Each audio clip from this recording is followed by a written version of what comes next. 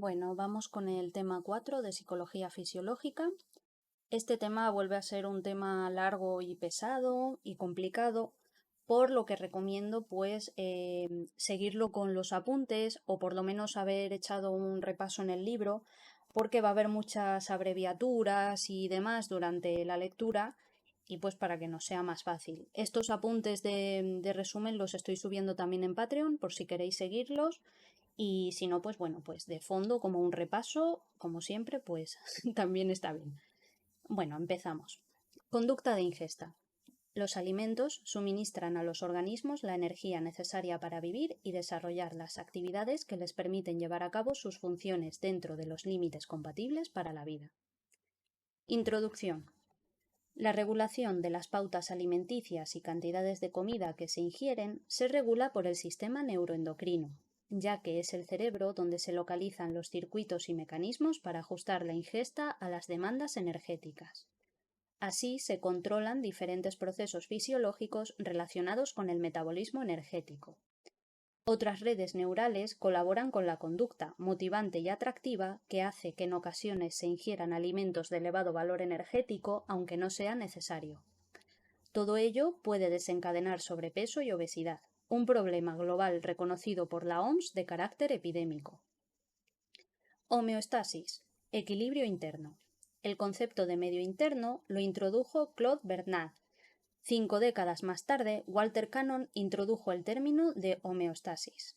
La homeostasis es el equilibrio dinámico en el que las condiciones fisiológicas internas responden a los mecanismos compensatorios, dirigidos y coordinados por el sistema nervioso y el sistema endocrino, para conseguir que el funcionamiento del organismo se adapte a las condiciones variables del medio, procurando mantener una situación óptima en la que desarrollar la actividad vital. Por otro lado, la conducta motivada es la respuesta que emite el organismo dirigida a la consecución de un objetivo y que depende de fuerzas internas y externas al mismo. La ingesta es una conducta motivada y primaria o instintiva. El cerebro reconoce señales placenteras a través del olor o el gusto, lo que es imprescindible para que la ingesta sea motivante. El control de la conducta de alimentación se puede explicar mediante la retroalimentación negativa. Es un mecanismo básico y sencillo. Consiste en que aunque las cantidades de alimento que se ingieren diariamente varían en cantidad y calidad, el almacén de nutrientes permanece relativamente constante.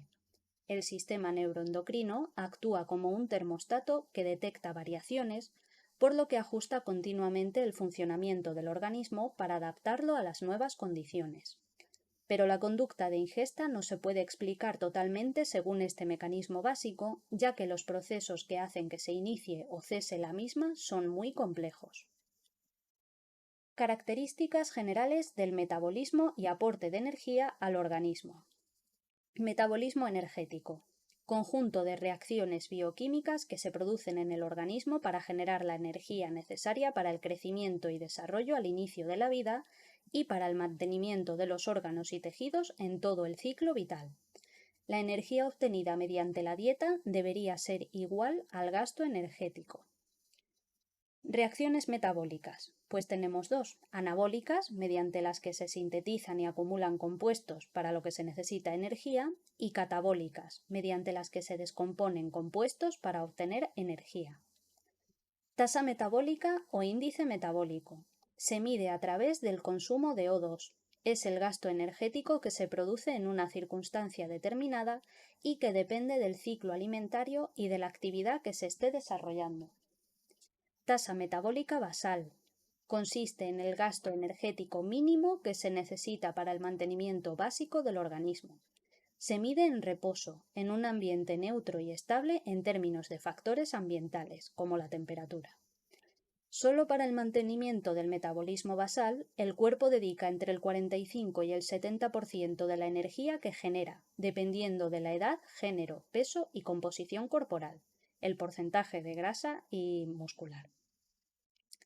El alimento, como combustible, se descompone en nutrientes simples necesarios para el funcionamiento celular. Estos nutrientes se dividen en 5 grupos: hidratos de carbono, que contienen 4 kilocalorías gramo y aportan la mayor parte de energía de la dieta; los lípidos, que contienen 9 kilocalorías gramo, se ingieren a través de la dieta y se absorben en forma de triglicéridos, cada uno, con la participación de una molécula de agua, se descompone en 3 ácidos grasos y una molécula de glicerol. Existen ácidos grasos esenciales no sintetizados por el organismo como los omega 3 y 6. Las proteínas, que contienen 4 kilocalorías gramo, son moléculas complejas, principales constituyentes de los tejidos corporales, que desempeñan funciones especializadas y pueden actuar como enzimas, modulando las reacciones celulares, o como anticuerpos, elementos esenciales del sistema inmunitario. Sus componentes básicos son los aminoácidos, que solo existen 20 diferentes. 11 pueden ser sintetizados por el organismo, que son los aminoácidos no esenciales, y los otros 9 han de ser ingeridos en la dieta, que son los aminoácidos esenciales. Ahora os voy a decir, aunque esto para mí es muy complicado, pero bueno, por si se nos queda, los aminoácidos no esenciales son ácido aspartico, ácido glutámico, alanina, arginina, aspargina, cisteína, glicina, glutamina, prolina, serina y tirosina. Y los aminoácidos esenciales son fenilalanina, histidina, isoleucina, leucina, lisina, metionina, treonina, triptófano y valina. Y luego también tenemos las vitaminas y minerales, que son micronutrientes de los que requerimos pequeñas cantidades y que no necesitan transformaciones posteriores a la ingestión. Las vitaminas son necesarias para la liberación y aprovechamiento de la energía producida por los carbohidratos y los lípidos, además de participar en la construcción y mantenimiento de los tejidos. Los minerales son imprescindibles para regular el balance hídrico y para la producción de energía, entre otras funciones. Tanto los estados previos como posteriores a la ingesta conforman los determinantes de la conducta alimentaria. Fase de absorción de nutrientes. Se ingiere la comida a través de la boca, atraviesa la faringe y el esófago y llega al estómago, que produce jugos gástricos para la digestión. El intestino delgado absorbe la mayor parte de los nutrientes que han de pasar a la sangre y linfa para ser transportados. Desde el intestino grueso se eliminan los compuestos no utilizados. Los nutrientes pasan a las células para sus reacciones metabólicas, pero no todo lo que se absorbe se utiliza inmediatamente, por lo que existen almacenes. La glucosa excedente se almacena en el hígado y músculos en forma de glucógeno, los ácidos grasos en el tejido adiposo en forma de triglicéridos y las proteínas quedan libres o se acumulan en el hígado. Hígado y páncreas. Participan en la secreción de sustancias que facilitan la digestión. El hígado es un almacén en la fase de ayuno. El páncreas sintetiza insulina y glucagón, que son hormonas. La glucosa es el combustible de las células. Se obtiene de la descomposición de los carbohidratos y por otras vías.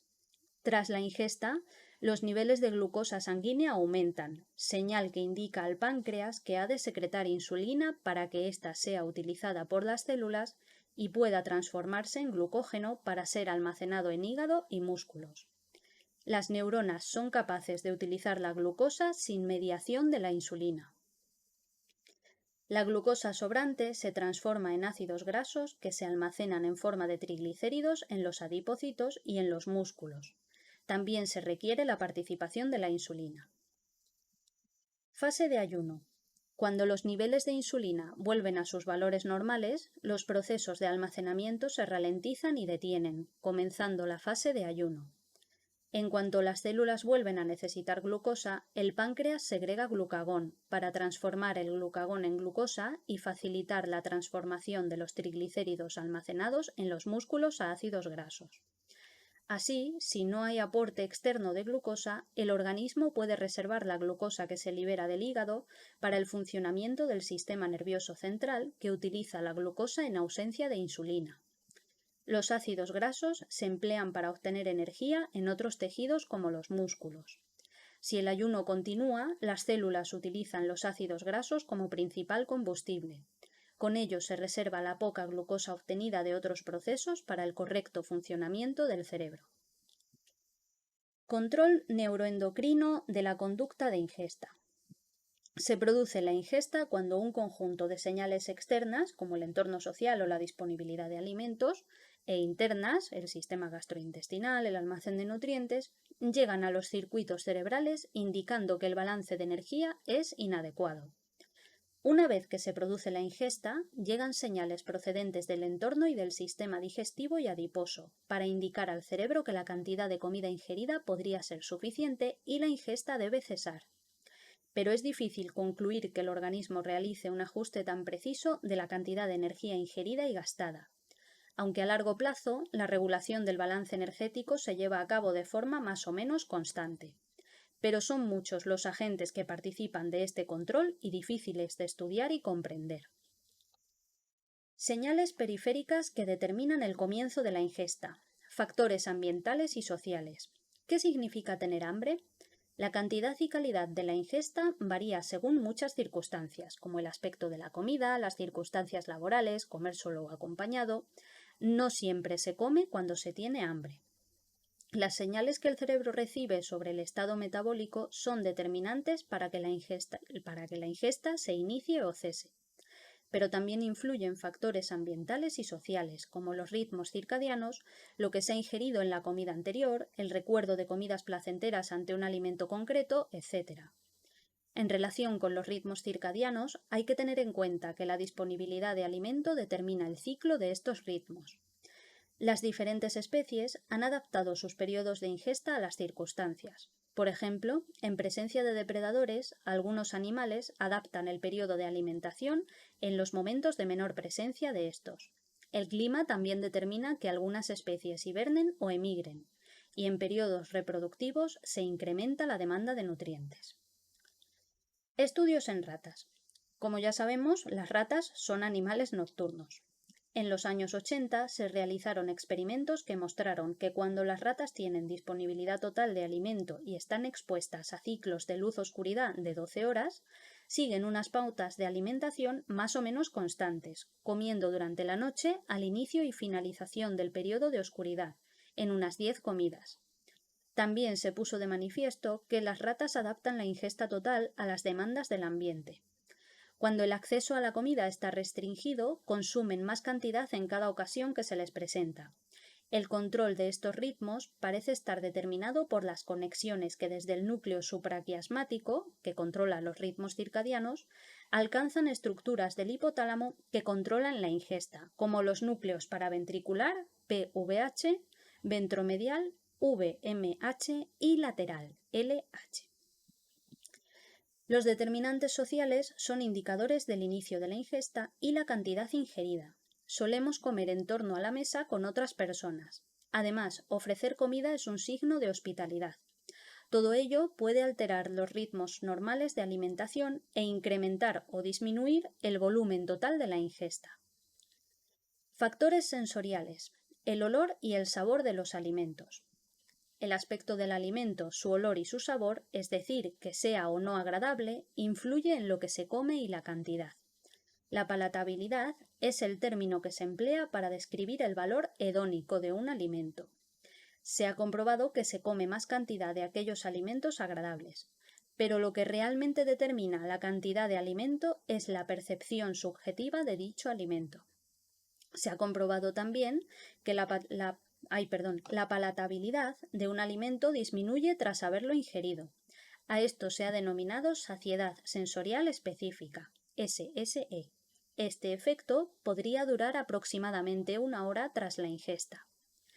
Se han estudiado varios factores como la composición de sal o azúcar y el aspecto visual, como el color y la forma.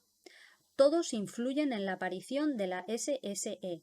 La estimulación que llega a través de los sentidos es una de las señales con las que el cerebro cuenta para elaborar una respuesta concreta relacionada con el hambre y la saciedad.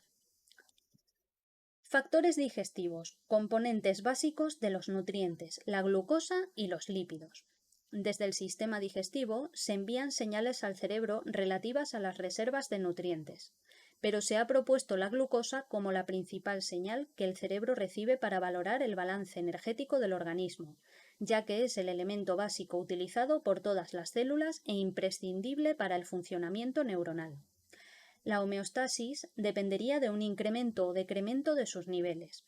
Esta teoría glucostática fue propuesta por Mayer en 1953, en la que decía que existían glucorreceptores en determinadas células del hipotálamo y estas serían las responsables de desencadenar los mecanismos de ajuste para recuperar la homeostasis.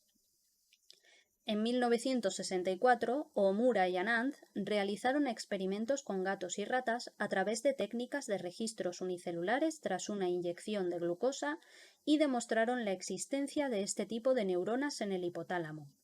Pero posteriormente se ha demostrado que la teoría glucostática solo se cumple cuando los niveles de glucosa disminuyen o aumentan drásticamente.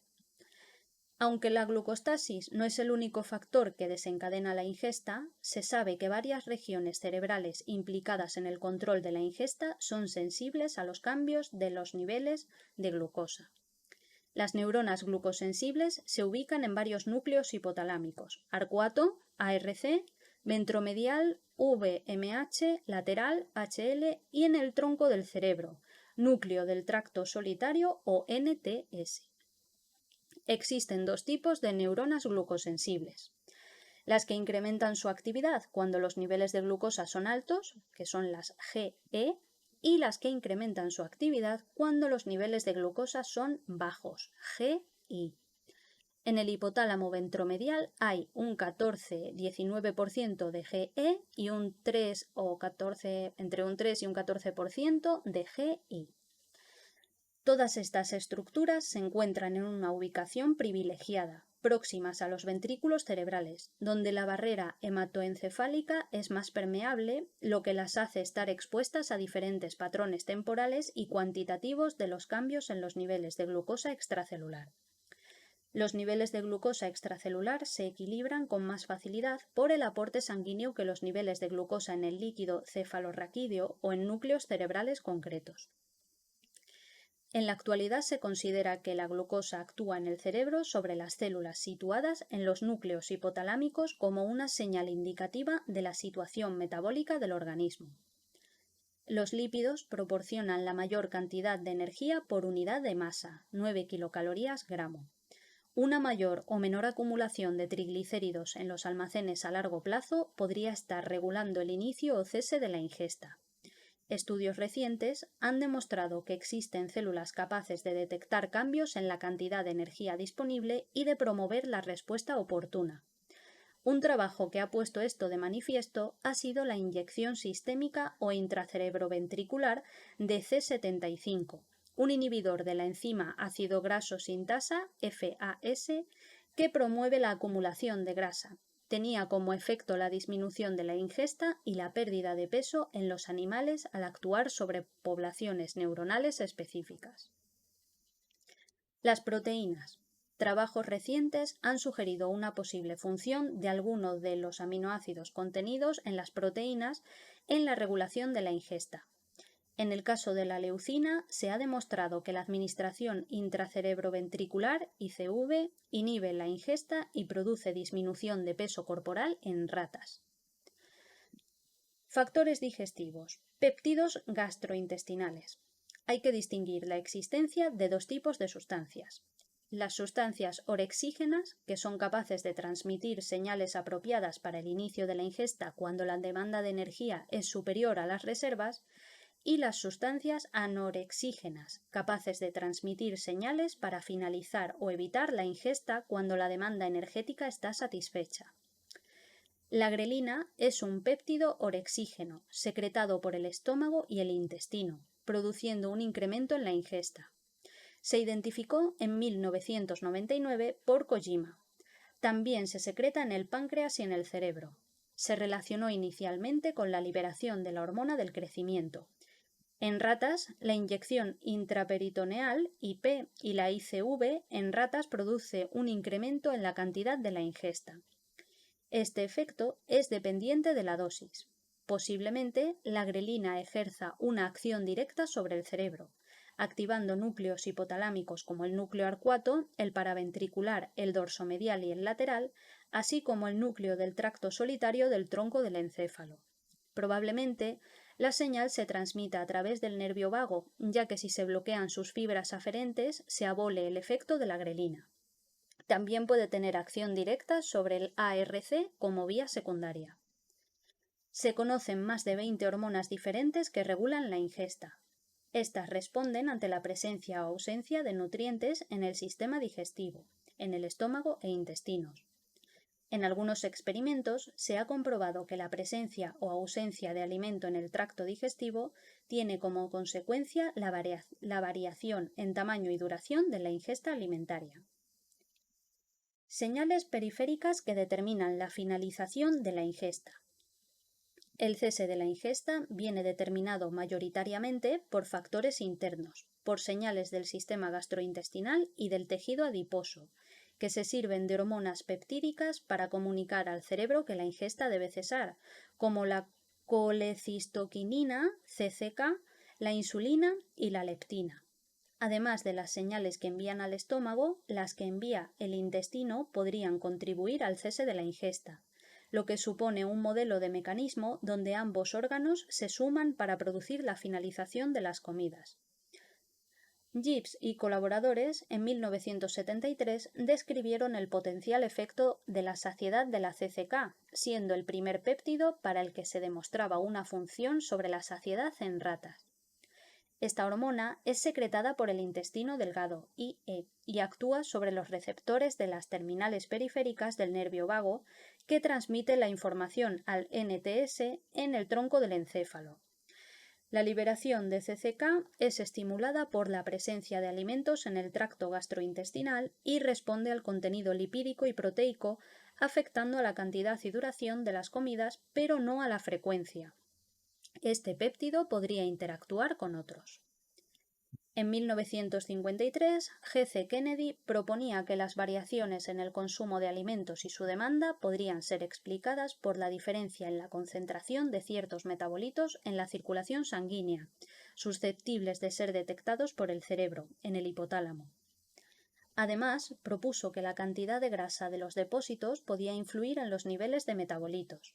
Estas señales estarían coordinadas con las que emitiera la glucosa. En los años 90 se descubrió la leptina.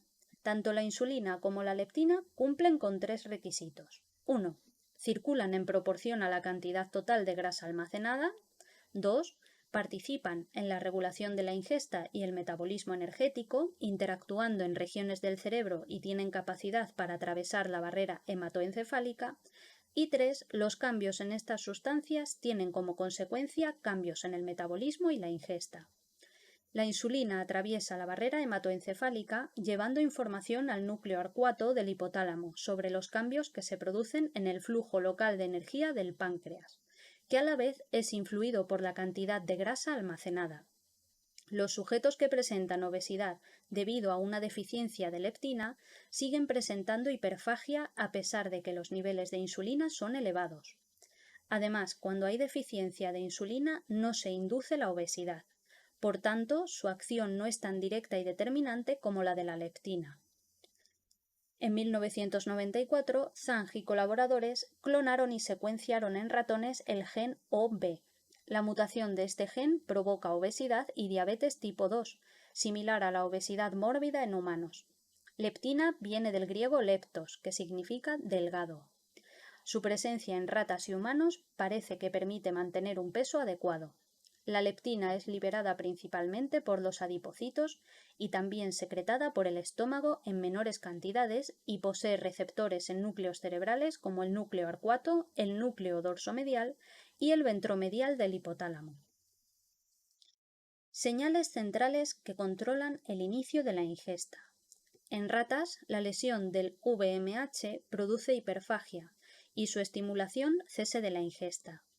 La lesión en el HL cesa la ingesta hasta la muerte y la estimulación la provoca.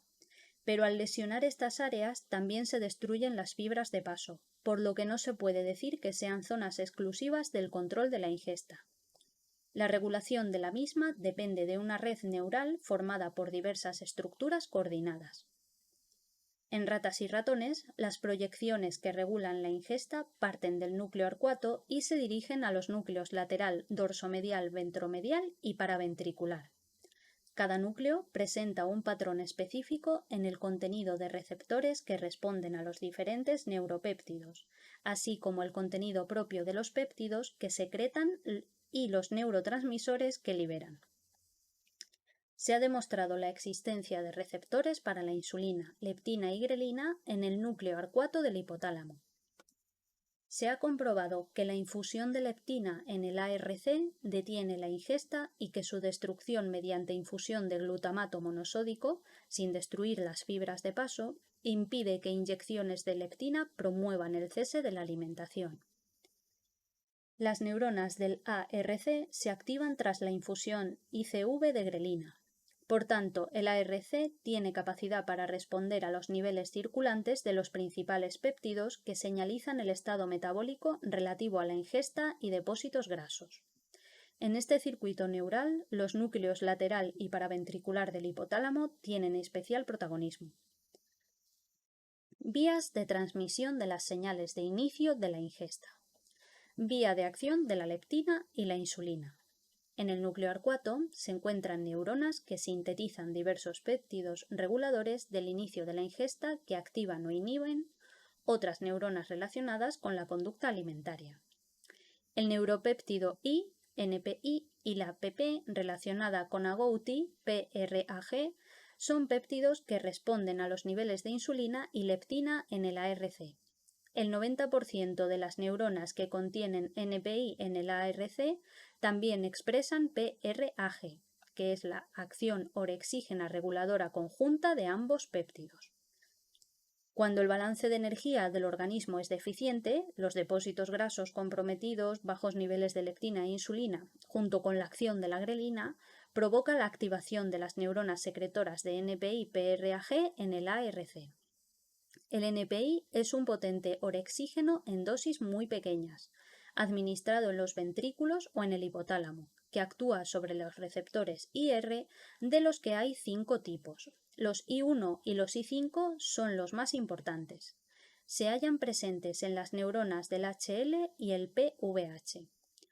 El PRAG es un péptido también orexígeno que inhibe la función del receptor de melanocortinas, MCR, actuando como antagonista del MCR4, pero también desempeña funciones en la integración de señales orexígenas y anorexígenas.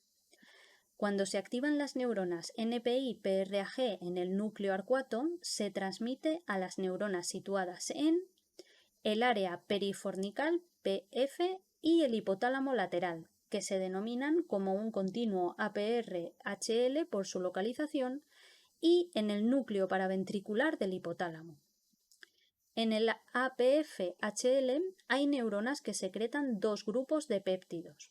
La hormona concentradora de melanina, HCM, que se expresa en cantidades considerables, cuya síntesis se incrementa con niveles bajos de leptina y en momentos de restricción alimentaria y disminuye al iniciarse la ingesta, y la orexina, que se produce en los cuerpos celulares de las neuronas situadas en el HL y tiene 2 formas, orexina A y orexina B, que son reguladoras del sueño. Otra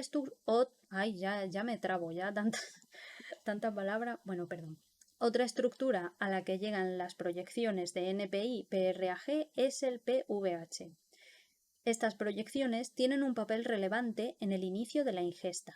Por una parte, el NPI inhibe a las neuronas que expresan la hormona corticotropa CRH, hormona tirotrópica TRH y oxitocina, péptidos anorexígenos, y por otra parte, la acción antagonista del PRAG sobre los receptores MCR4 del PVH produce también efecto orexígeno. Vía de acción de la grelina. La grelina ejerce un efecto orexígeno en el hipotálamo, núcleo arcuato. Recientemente se ha confirmado que la sección del nervio vago previene los efectos de la grelina en el hipotálamo y que la grelina que atraviesa la barrera hematoencefálica en ratones es mínima. Se ha demostrado la existencia de un grupo neuronal adyacente al tercer ventrículo en el hipotálamo, que contiene grelina y que proyecta a las neuronas NPI-PRAG en el ARC y a las neuronas CRH y TRH en el PVH. Así que la grelina podría tener dos vías de señalización complementarias, que serían las señales que llegan al cerebro a través del nervio vago y alcanzan el NTS y la acción de la grelina producida en la zona hipotalámica. El objetivo final de la grelina es la activación de las neuronas NPI-PRAG del ARC. Esto se sumaría a la acción de la grelina secretada desde el sistema digestivo y que actúa directamente sobre el ARC. Se concluye que la señal de inicio de la ingesta parte de las neuronas NPI-PRAG del ARC activadas por la grelina cuando desciende la insulina y la leptina circulante. Las proyecciones de las neuronas NPI-PRAG estimulan la ingesta por dos mecanismos paralelos. Uno, su acción sobre las neuronas APG-HL que contienen orexina y HCM produce la liberación de estos péptidos orexígenos. Y dos, la acción de NPI y PRAG en el núcleo paraventricular del hipotálamo que ejerce acción inhibitoria sobre las neuronas de esta estructura, impidiendo la expresión de CRH, TRH y oxitocina, que son anorexígenos. Señales centrales que controlan el cese de la ingesta. En el ARC también hay otro grupo de neuronas en las que se localiza el péptido propiomelanocortina, POMC, y el transcripto relacionado con la cocaína y la anfetamina, CART, ambos anorexígenos. Las neuronas POMC-CART se activan ante niveles elevados de leptina e insulina. Esto provoca la secreción por parte de estas neuronas de la hormona estimulante de los melanocitos, AMSH, que tiene un potente efecto anorexígeno y actúa sobre los mismos receptores que la PRAG, los MCR4 y los receptores MCR4 se expresan en grandes cantidades en el PVH y en el HL, que reciben eferencias de las neuronas POMC-CART desde el ARC, por lo que los efectos anorexígenos se producen en ambas estructuras.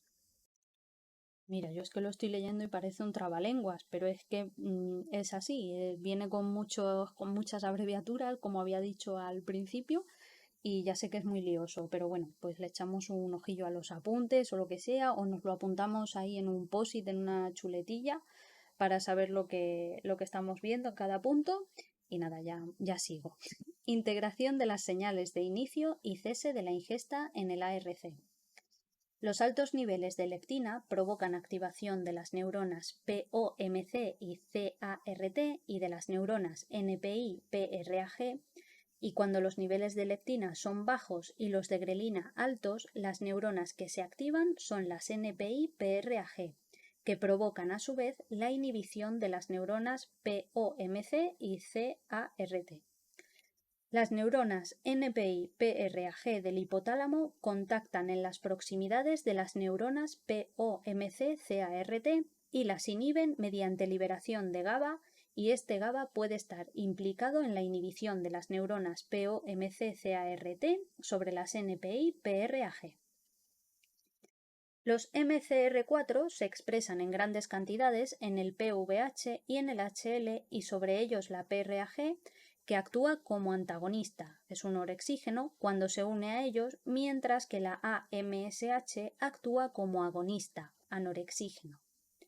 En el PVH, las neuronas sobre las que actúan ambos péptidos, PRAG y AMSH, son las mismas que expresan CRH, TRH y oxitocina, que recuerdo que son anorexígenas, así que si la PRAG las inhibe, el resultado es orexígeno. Y si la AMSH actúa como agonista del receptor MCR4, las neuronas se activan, actúan la CRH, TRH y oxitocina, y el efecto es anorexígeno. Conclusión. La respuesta que emite el organismo en relación con el metabolismo energético es el resultado del balance entre la activación e inhibición de las neuronas NPI-PRAG y las neuronas POMC-CART, que llega a los núcleos hipotalámicos implicados en el control de la ingesta. Es decir, ante la necesidad de reponer energía, los circuitos neurales que estimulan el apetito se encuentran activados y los que señalizan el cese de la ingesta se encuentran inhibidos. lo contrario que cuando el aporte de energía es suficiente. Participación del NTS en la regulación de la ingesta.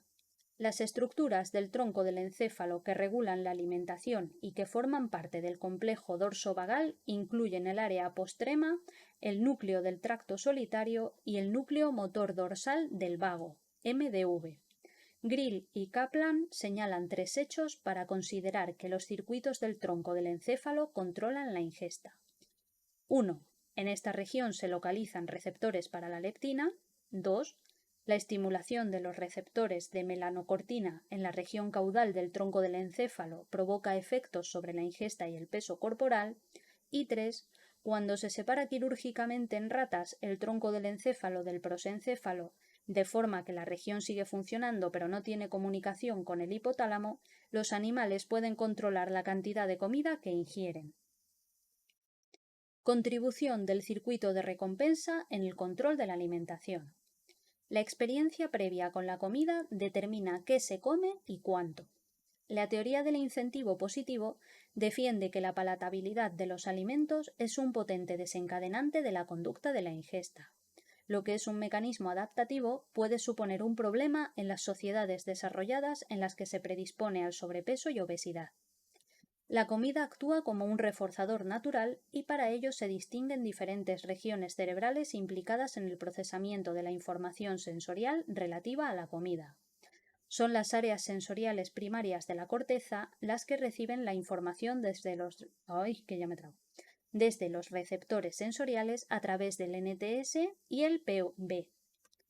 Con resonancia magnética se ha comprobado que la percepción de alimentos activa áreas de la corteza primaria de la vista, gusto y olfato y áreas implicadas en la recompensa y el refuerzo, como el núcleo accumbens, ACC, y la amígdala, o áreas de control del impulso como la corteza orbitofrontal.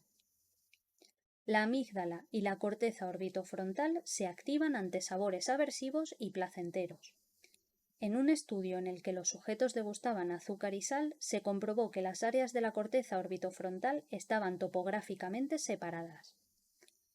La combinación de estímulos en el gusto y el olfato produce activación de la región orbitofrontal y del núcleo accumbens, correlacionados con el valor hedónico. Esto depende de la familiaridad que los sujetos tengan de los estímulos y de la forma de presentación del estímulo olfativo, puesto que este efecto aparece cuando se combina el estímulo gustativo con un olor presentado retronasalmente, a través de la boca, pero no ortonasalmente, que es a través de la nariz.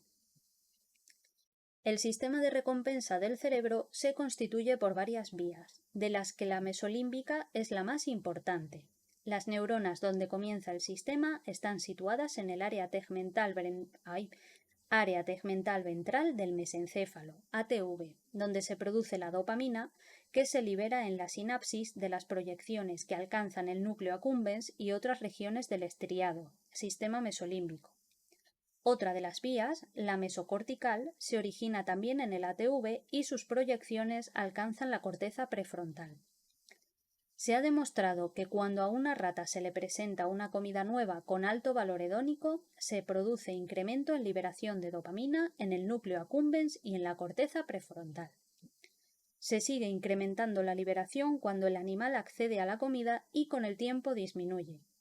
Siempre que al animal se le presente un alimento nuevo de alto valor hedónico, los niveles de dopamina liberadas se incrementaban ante la simple vista de la comida y durante los primeros minutos de la ingesta para posteriormente disminuir. Pero si en la siguiente comida se le presentaba el mismo alimento, este fenómeno no ocurre. También se ha estudiado el papel de los péptidos implicados en la regulación de la ingesta, que es el valor hedónico, y algunos autores proponen que el efecto reforzador de los alimentos puede ser una de las principales características que faciliten el desarrollo del sobrepeso, por lo que se ha relacionado la grelina y su acción orexígena en el control de la ingesta, ya que puede influir en la actividad dopaminérgica modificando la organización de las aferencias que llegan al ATV. Al inyectar grelina directamente en el ATV o en el ACC en ratas, se observa que comienzan a comer, sobre todo con el ATV. Además, la administración periférica de grelina mediante inyecciones intraperitoneales incrementa la síntesis y degradación de dopamina en ratas y ratones. Esto influye directamente en la respuesta electrofisiológica de las células dopaminérgicas del ATV. En presencia de grelina, estas células incrementan el número de potenciales de acción. Técnica de patch clamp. Consiste en una técnica electrofisiológica por la que Erwin Neher y Bert Sakmann recibieron el Nobel en 1991. Se trata de estudiar la actividad celular mediante registro de la actividad eléctrica de las neuronas, tanto intracelular como extracelular. Ambos autores lograron registros de los canales iónicos de la membrana neuronal, midiendo los cambios de voltaje producidos por este movimiento iónico y registrando la respuesta de un único canal en su actividad normal o como respuesta a los elementos presentes en el interior o exterior de la célula. Se ha encontrado una relación entre la leptina y la insulina con las vías de recompensa, provocando una caída del valor reforzador de la comida. Leininger y colaboradores, en 2009, comprobaron que la leptina, además de activar directamente las neuronas POMC-CART del núcleo arcuato, contribuyen al cese de la ingesta activando los receptores de leptina en las neuronas del HL, que a su vez actuarían sobre el ATV produciendo una modulación del sistema dopaminérgico. Integración de las señales energéticas y de recompensa. Circuito de palatabilidad, pues serían los órganos sensoriales, núcleo del tracto solitario en el tronco del encéfalo, corteza gustativa primaria, corteza gustativa secundaria y núcleo accumbens y ATV. Los estudios apuntan a que el HL recibe información directa desde el ARC en relación con la situación energética del organismo. El HL responde a través de dos poblaciones neuronales, las que contienen orexígenos y las que contienen anorexígenos. Al HL le llega información sobre el valor hedónico de los alimentos desde el ATV y el ACC. Luego ocurriría la respuesta motora porque la información llegaría a los núcleos del tronco del encéfalo implicados en la misma y se produciría la ingesta. Sistemas de neurotransmisión implicados en la ingesta. El sistema serotoninérgico. En los años 70 se descubrió la relación entre serotonina y regulación del hambre y saciedad. Las neuronas serotoninérgicas del núcleo del RAFE proyectan a regiones hipotalámicas implicadas en la alimentación como el ARC. Lesiones en el núcleo del RAFE en animales o inhibición de sus neuronas provocan hiperfagia y obesidad. En cambio, la administración central de serotonina o alguno de sus precursores es anorexígeno. También se ha demostrado que la actividad de varios receptores de serotonina se relaciona con la inhibición del apetito. Programación del circuito de la ingesta. Bouret y Zimmerli, en 2004, proponían la presencia de leptina durante los primeros días de vida, lo que sería fundamental para que se desarrollen correctamente las conexiones entre los principales núcleos hipotalámicos de control de la ingesta. AIMA y colaboradores mostraron que la leptina se incrementa durante la segunda semana de vida, pero no correlaciona con disminución de peso, por lo que ha de tener una función importante para el desarrollo cerebral. Bouret y Zimmerli estudiaron ratones con una mutación en el gen productor de leptina, que provoca obesidad por falta de señal de saciedad. Comprobaron que las proyecciones desde la ARC de estos ratones no tienen la misma consistencia que en ratones sin la mutación. Bouret y Zimmerli pudieron comprobar que el patrón de desarrollo de las proyecciones desde la ARC hasta el DMH están considerablemente retrasado en los ratones con la mutación del gen. Posiblemente existe un periodo crítico durante el cual el circuito hipotalámico que regula la ingesta es sensible a la acción de la leptina, que actuaría como un factor trófico más que como un factor de saciedad. Vickers y colaboradores, en 2005, administraron leptina desde el día P3 hasta el P13 en ratas desnutridas durante la etapa fetal. Se lograba así evitar el desarrollo de la obesidad, hiperinsulinemia e hiperleptinemia que aparecía en los animales no tratados con leptina. Trastornos alimentarios por exceso de ingesta.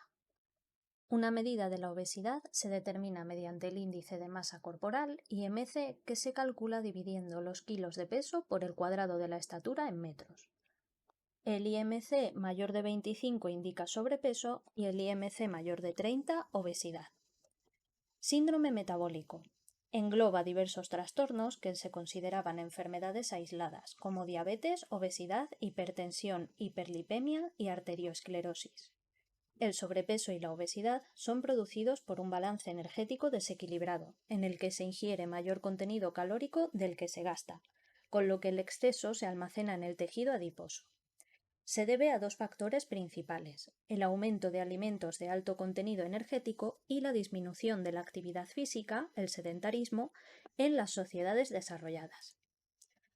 El síndrome metabólico, la insulinoresistencia y el fenotipo ahorrador. El control de la alimentación del ser humano es el resultado de la evolución de millones de años en los que en un corto lapso se ve forzado a responder en una situación diferente a la que evolucionó. Las transformaciones a lo largo de millones de años en la dieta propiciaron un sistema que les permitiera obtener el mayor aprovechamiento de todo lo que ingerían, lo que les garantizaría una mayor probabilidad de supervivencia.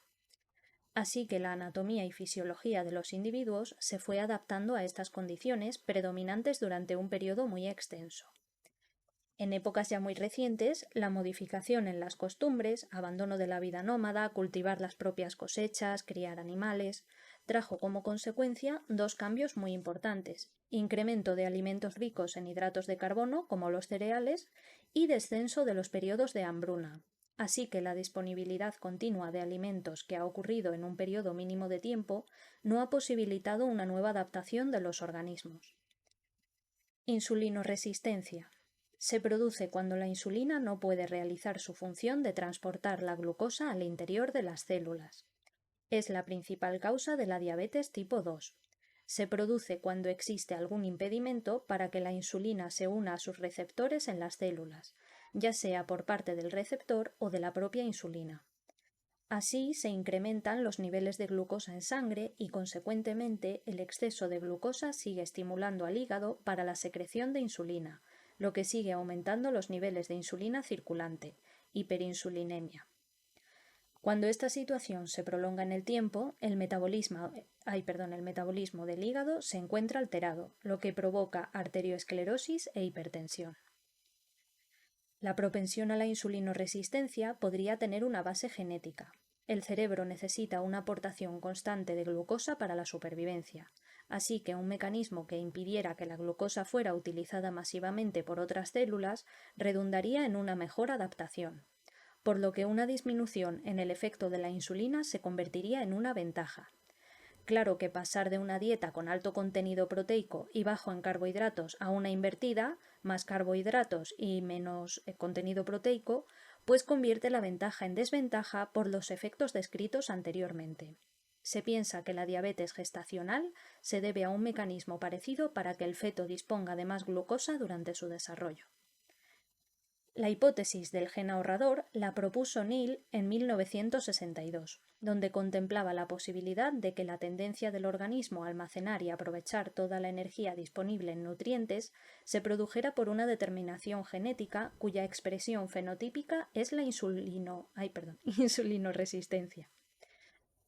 Hales y Barker en 1992 propusieron la hipótesis del fenotipo ahorrador, basándose en estudios de la población india. El bajo peso de los niños al nacer, producto de la desnutrición fetal, da como resultado un incremento en riesgo de padecer diabetes tipo 2. La desnutrición durante la gestación provoca alteraciones en las células beta del páncreas, que secretan insulina, lo que justifica la insulinoresistencia. Otros autores sugieren que el bajo peso al nacer debido a una carencia insulínica podría ser debido a una alteración genética, ya sea porque afecte a la regulación de la secreción de la insulina como a la sensibilidad de los tejidos a la acción de la insulina. El fenotipo ahorrador supuso evolutivamente una enorme ventaja. El efecto ambiental o genético en la población india ha hecho que los bebés nazcan con poco peso y resistencia a la insulina.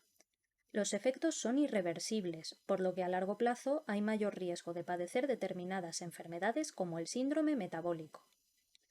La evolución ha favorecido genética y ambientalmente una predisposición a fortalecer los procesos necesarios para que los organismos acumulen toda la energía posible a corto y largo plazo, y además les ha provisto de un mecanismo cerebral que reconoce a la comida, sobre todo a los alimentos energéticos, como refuerzo con alto valor hedónico para asegurar la motivación del individuo hacia la ingestión de los alimentos.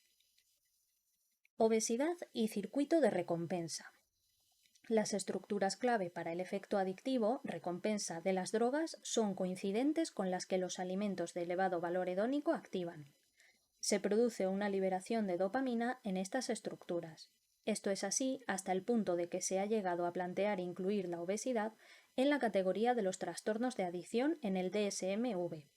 Pero los resultados no acaban de confirmar la hipótesis, ya que el hecho de que los sustratos neurales a través de los que tanto drogas como alimentos ejerzan efectos reforzadores sean los mismos, no quiere decir que los mecanismos que controlen ambos efectos tengan una coincidencia total.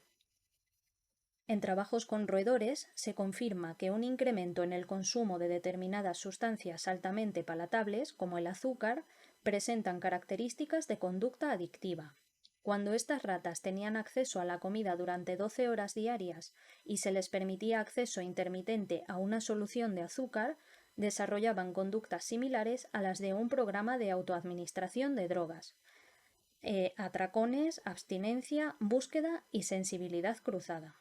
Y junto a estas conductas se producían cambios cerebrales similares a la autoadministración de drogas, como disminución en la unión de la dopamina al receptor D2 en el núcleo accumbens y en el estriado y un incremento en la liberación de dopamina y acetilcolina en el núcleo accumbens. También se han obtenido datos similares con alimentos ricos en grasa o combinando azúcares y grasas. En otros estudios se ha comprobado que sustancias dulces como sacarina poseen mayor poder de recompensa que la cocaína. Se situaba a las ratas en cajas de Skinner con dos palancas. Una de las palancas administraba cocaína y la otra dispensaba sacarina. Las ratas apretaban la palanca de la sacarina un número de veces significativamente mayor. Esto implica que el contenido calórico del nutriente no es lo preferente, sino el dulzor, el poder reforzante. Aunque no todos los resultados apoyan esta hipótesis. Avena y colaboradores comprobaron que el azúcar actuaba como una droga cuando se administraba por atracones, pero los animales no ganaban peso. Hacía falta la presencia de alimentos con alto contenido graso, dieta de cafetería. La liberación de dopamina es lo que produce el efecto reforzante, pero la ingesta no depende de la liberación de dopamina únicamente, sino de la actividad de determinados péptidos que actúan sobre diversas estructuras hipotalámicas. En circunstancias normales, una palatabilidad media activa las neuronas NPI-PRAG sin incremento de dopamina. La connotación adictiva se da cuando el alimento tiene un valor hedónico alto. El sobrepeso y la obesidad no se deben a casos de atracones en general, sino a un exceso en la ingesta en general. En un trabajo de Wang y colaboradores, se comprobó que la disponibilidad de los receptores de dopamina D2 es significativamente menor en sujetos obesos que en individuos con normopeso. A mayor IMC, menor disponibilidad de receptores D2 en el estriado. Concluyeron que un exceso en la ingesta se produce como compensación a la disminución de dopamina. Pero se ha demostrado que en sujetos no obesos también se produce liberación de dopamina en el estriado y que correlaciona con la palatabilidad. Así parece difícil afirmar que la liberación de dopamina por sí misma sea causa de obesidad. Recientemente se ha apuntado a la idea de que la pérdida de control sobre la conducta de ingesta se debe a una disminución de dopamina en el estriado, a una disminución de la actividad en la corteza prefrontal, concretamente en la región orbitofrontal dorsolateral, y en el giro cingulado anterior. Algunos datos apuntan a que una disfunción en la corteza prefrontal y el giro cingulado anterior da como resultado un comportamiento compulsivo. La región orbitofrontal de la corteza prefrontal está implicada en la saciedad sensorial específica. Se puede decir que el problema de la obesidad se relaciona con la disminución de dopamina, lo que conlleva a un deterioro del control de la corteza prefrontal sobre los circuitos de recompensa que provoca una tendencia a la ingesta compulsiva. Pero no es tan sencillo, ya que la disfunción también afecta a otras regiones cerebrales implicadas en la motivación, emoción, estrés, memoria y condicionamiento. El consumo de drogas puede interferir en la conducta de ingesta. Ejemplo: Se ha asociado el tabaco a un menor peso corporal y las personas que dejan de fumar ganan peso. Esto se debe a que la nicotina incrementa el metabolismo basal y atenúa la respuesta a la ingesta, a la vez que actúa como anorexígeno porque potencia el efecto de la leptina. En ratones se ha mostrado que el efecto anorexígeno de la nicotina podría deberse a la activación de los receptores de la acetilcolina. Lo que es indiscutible es que la respuesta de ingesta en humanos está sometida a una gran variedad de factores: palatabilidad, situación social, estrés, disponibilidad de alimentos, etc. Además, la comida es necesaria para vivir y se consigue de forma habitual, al contrario que las drogas. Por tanto, la determinación de todos los mecanismos implicados es muy compleja. Factores genéticos que pueden contribuir al desarrollo de la obesidad. Los primeros estudios en ratones sobre el gen de la leptina a los que se les administró esta hormona de forma exógena provocaron una disminución de la ingesta y peso corporal. Pero en humanos solo existen unos pocos portadores de esta mutación que responden al tratamiento con leptina. Son personas que padecen hiperfagia, obesidad y trastornos endocrinos como retraso en la pubertad y reducción en la secreción de la hormona de crecimiento y de tirotropina. Pero estos casos no resuelven la inmensa mayoría de casos de obesidad, ya que la incidencia es extremadamente baja. Se han estudiado mutaciones del gen del receptor 4 de la melanocortina, MCR4, y las del gen asociado a la obesidad y masa grasa, FTO, o Fat Mass and Obesity Associated. Perdón si lo pronuncié mal. Una alteración del MCR4 en ratones produce incremento de ingesta y obesidad, pero no trastornos endocrinos. En humanos podría haber un 2 o 6% de portadores en toda la población, pero los incrementos de peso descritos en estos casos no son excesivos, aunque la hiperfagia es especialmente significativa cuando se ingieren grasas. El gen FTO se expresa en varios tejidos, principalmente en el cerebro, sobre todo en el hipotálamo. La mutación que afecta al FTO también afecta al IRX3 y es determinante para que aumente el IMC.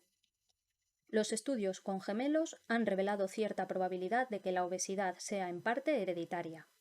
Se puede sugerir que un número determinado de casos sean debidos a la alteración de varios genes, etiología poligénica, que actúan sobre procesos fisiológicos relacionados con el metabolismo y la ingesta y que la suma de todas esas alteraciones daría como resultado obesidad en distintos grados. Factores de desarrollo que podrían determinar la aparición de la obesidad. En los 70 se demostró en estudios que tanto para el caso de bajo peso al nacer, mujeres que nacieron en el invierno del hambre en Holanda de madres desnutridas, como cuando tenían un peso por encima de la media, estudio realizado en 71.100 mujeres de entre 30 y 55 años, se vio que el feto del peso al nacer sigue el modelo en forma de U, es decir, el IMC en la edad adulta es mayor cuando se nace con menor o mayor peso que la media. Estos datos resultan congruentes con la hipótesis del fenotipo ahorrador.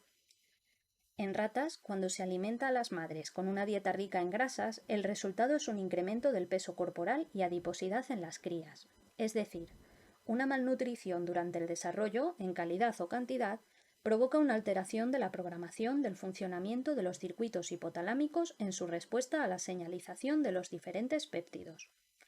Los animales hipernutridos durante la época de lactancia tienen una respuesta exagerada a la inyección del péptido NPI en el ventrículo lateral, ya que comen el doble que los animales control. En el laboratorio de psicobiología de la UNED se ha desvelado que en ratas el efecto de la desnutrición prenatal desde el 6º día y postnatal hasta los 60 días provoca una disminución en la expresión de orexina en el núcleo lateral del hipotálamo, tanto en machos como en hembras. Tratamiento de la obesidad. En la mayoría de casos de obesidad se ha constatado que los niveles de leptina en plasma están elevados, lo que indicaría que las estructuras hipotalámicas que regulan la ingesta presentan incapacidad para responder a la leptina, leptinoresistencia, o que existe un fallo en los sistemas que transportan la leptina o que hay algún tipo de inhibición de las señales intracelulares. Un tratamiento para la obesidad implica disminución de aporte energético e incremento de actividad física. En la obesidad mórbida se emplea cirugía.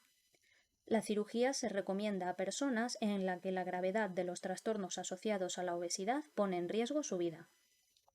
El cerclaje consiste en situar un anillo reductor de estómago, lo que reduce la ingesta. La derivación gástrica consiste en unir una pequeña porción del comienzo del estómago directamente al intestino delgado, dejando el resto fuera del recorrido digestivo. También implica una menor capacidad estomacal. En el 30% de los casos se disminuye la obesidad y en el 50% se reduce el riesgo de diabetes tipo 2. Los medicamentos anorexígenos que se han utilizado para combatir la obesidad han ido encaminados a producir saciedad y disminución del apetito, disminuir la absorción de nutrientes y aumentar el gasto energético. Pero muchos de estos medicamentos se han retirado por las autoridades sanitarias por el riesgo que conllevan. Por ejemplo, vamos a ver el Ponderal, Retar y Dipondal, que estimulan la liberación de serotonina e inhiben su recaptación. Tiene como efectos secundarios síntomas pulmonares y cardíacos adversos graves, agudos y o crónicos en su uso prolongado, sobre todo en mujeres, y el resultado es la pérdida de peso leve, 3 o 4 kilos en un año, que se recuperaba al suspender el tratamiento. Tenemos también el Finedal, que es Clobenzorex, Antiobes Retard y Tegisec, que es también Femproporex. Activan los receptores de adrenalina y dopamina y los efectos secundarios son graves, ya que provoca insomnio, taquicardia, hipertensión pulmonar, vómitos y diarrea. El resultado es la pérdida de peso moderada, un 5% en 6 meses. Y luego tenemos el Reductil, que es sibutramina. Es un inhibidor en el sistema nervioso central de la recaptación de noradrenalina, serotonina y dopamina. Los efectos secundarios serían el incremento de probabilidad de infarto de miocardio y alteraciones cardiovasculares cerebrales, y los resultados son pérdidas de peso moderadas. Cabe resaltar que todo tratamiento contra la obesidad implica irremediablemente una reducción de la ingesta y un aumento del gasto energético.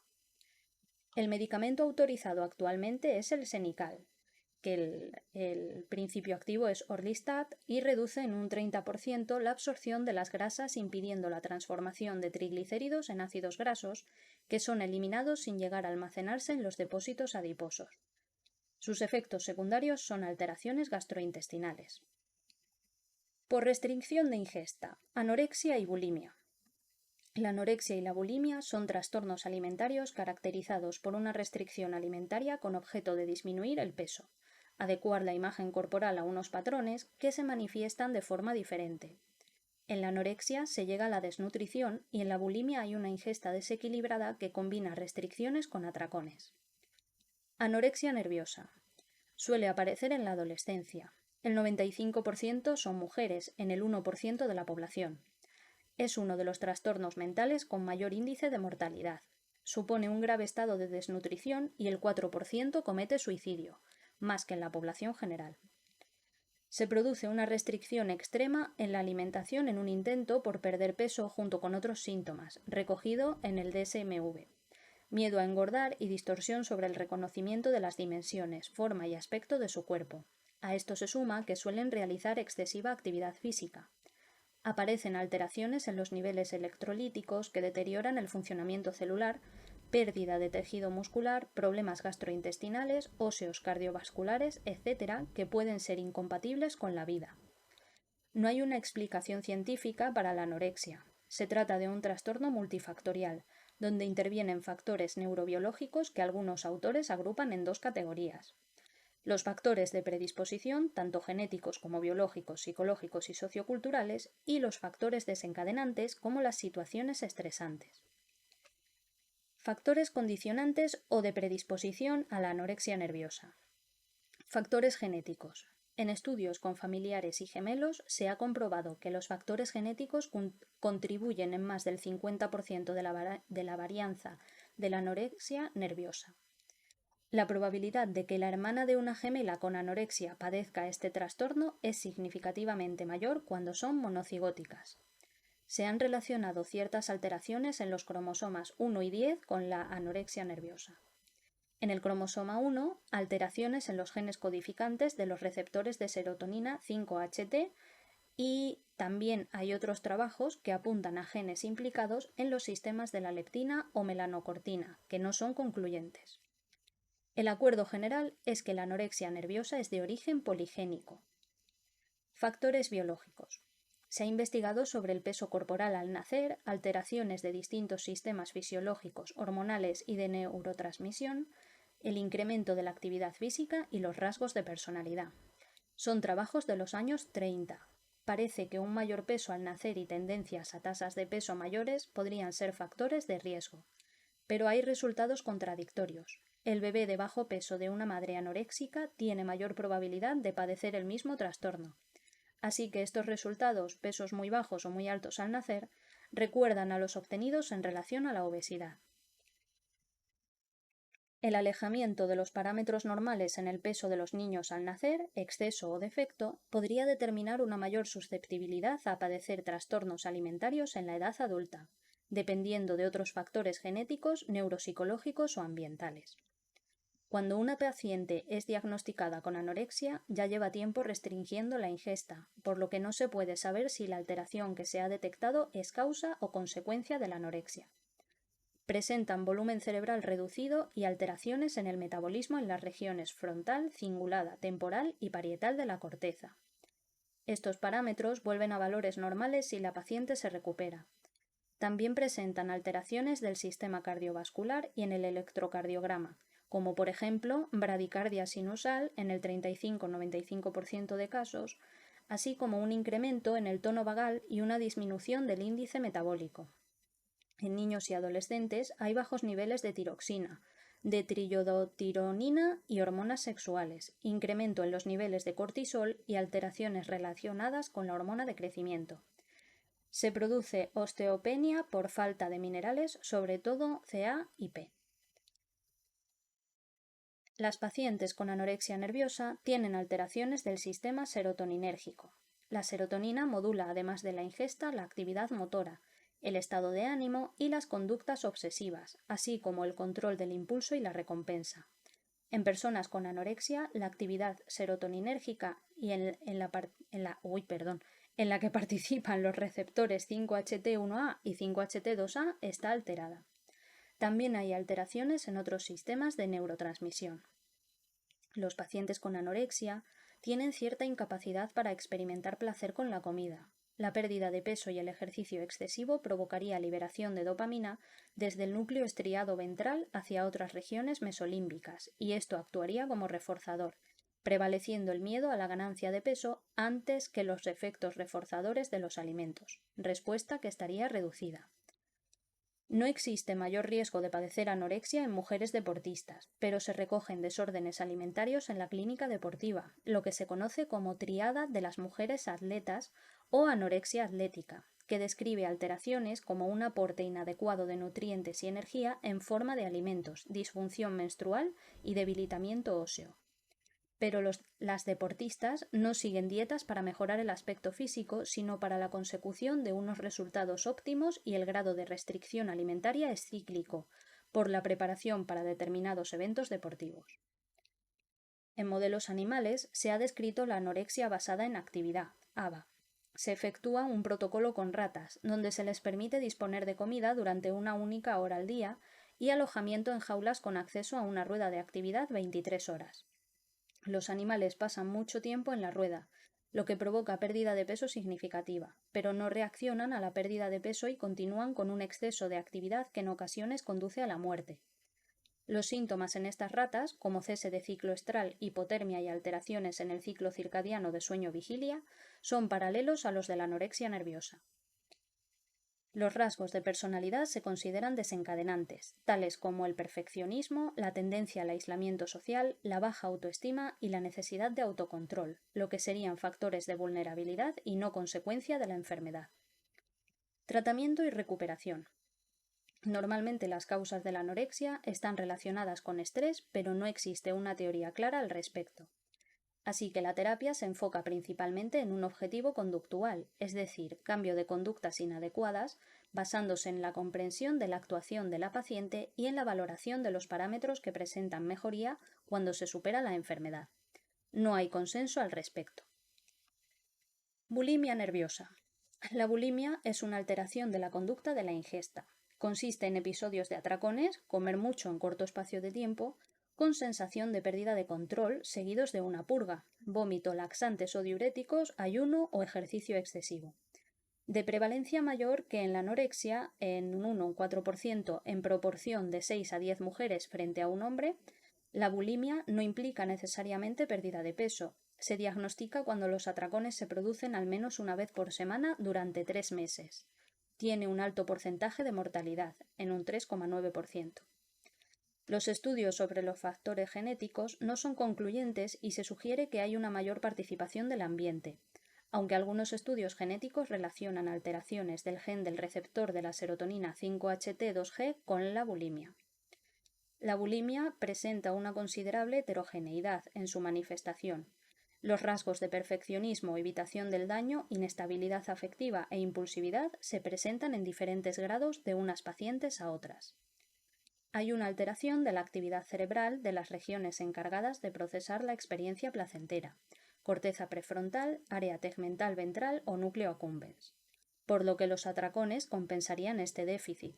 Pacientes de bulimia presentan una disminución en la activación de las redes neurales que incluyen la región lateral de la corteza prefrontal y de otras regiones corticales relacionadas con la inhibición de la impulsividad. Y hasta aquí, pues el tema 4 de psicología fisiológica. Ya sé que ha sido muy largo y bastante pesado, pero bueno, pues es lo que tenemos en el libro, este es el resumen. Y nada, muchísimas gracias por estar ahí, nos vemos en el siguiente vídeo. Hasta luego.